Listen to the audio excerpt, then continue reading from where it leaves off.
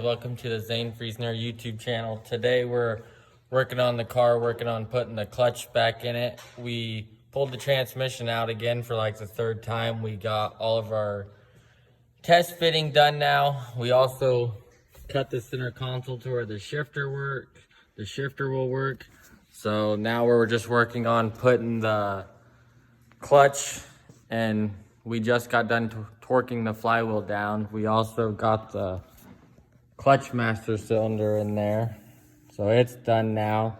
And then we got, like I said, we got the flywheel in there and got it torqued down and getting ready to put the clutch in there. So that way hopefully we can put the trans in for the third time now and it be the last time.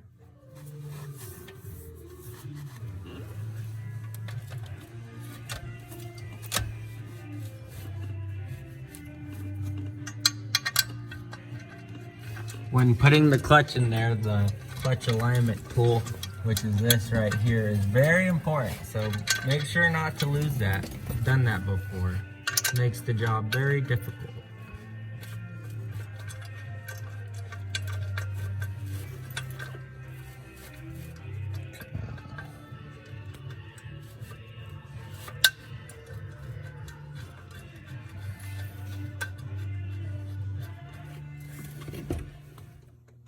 Now we got the clutch in there and we are torquing the bolts to 50 pounds. And when you torque them, you want to go in like a cross pattern, kind of like you do with a tire. How it works is when you torque these bolts right here, it tightens these fingers right here on the clutch.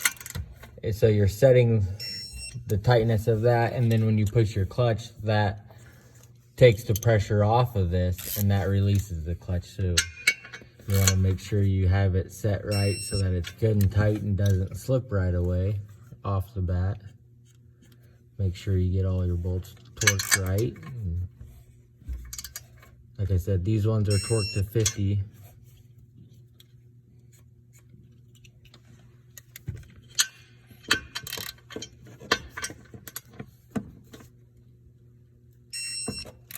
Okay, so now we are putting the slave cylinder in there, which is what your throwout bearing is in, and your throwout bearing is into here. So when you push your clutch in, it pushes on the throwout bearing, which pushes on your clutch fingers up here, which is what releases your clutch. Like when you shift gears and push the clutch in, you know, your slave cylinder will push on these fingers, which will release them so that you can shift gears, and it takes the pressure off of the clutch.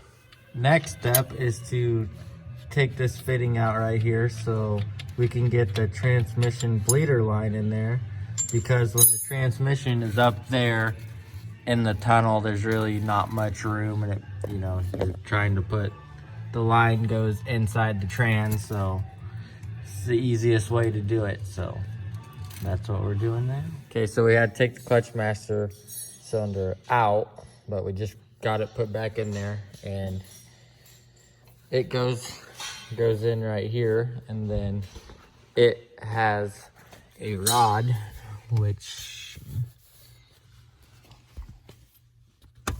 let's see if you guys get the light here for you guys. This rod right here comes out of the clutch master cylinder into the clutch assembly. So when you push the clutch in, it pushes that rod, which pushes fluid to the clutch. It's not quite bolted in, but when it is, it looks like we're gonna have to trim the brake pedal a little bit, because it's gonna be pretty close there. But as I said, the car wasn't automatic. Now it's getting a stick, so you kind of got to modify it to make the clutch and shifter and stuff like that work, because the car isn't originally meant to have a clutch in it. But that's pretty much all we could do for today. So would like to thank you guys for liking, commenting, subscribing, tell a friend. Thank you.